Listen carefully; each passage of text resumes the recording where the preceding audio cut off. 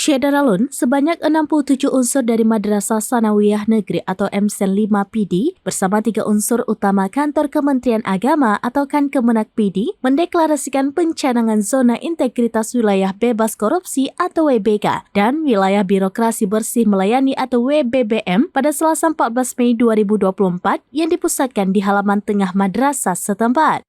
Kakan Kemenak PD, Dr. Andes Haji Abdullah ARMAG kepada seraminus.com pada Selasa 14 Mei 2024 mengatakan penerapan zona ini tidak dapat dilakukan jika tidak disertai dengan sikap kejujuran dalam sendi-sendi kehidupan. Kepala MSN 5 PD Dr. Andes Haji Usman sangat senang dengan deklarasi atau pencanangan WBK dan WBBM ini sebagai langkah dalam mewujudkan komitmen bersama dari semua pihak dalam menyahuti instruksi Kemenak Republik Indonesia.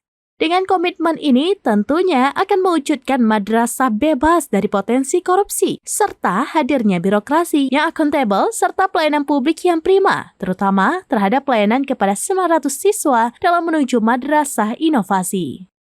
Dari PD, Idris Ismail, seraminus.com. Download Tribun X sekarang, menghadirkan lokal menjadi Indonesia.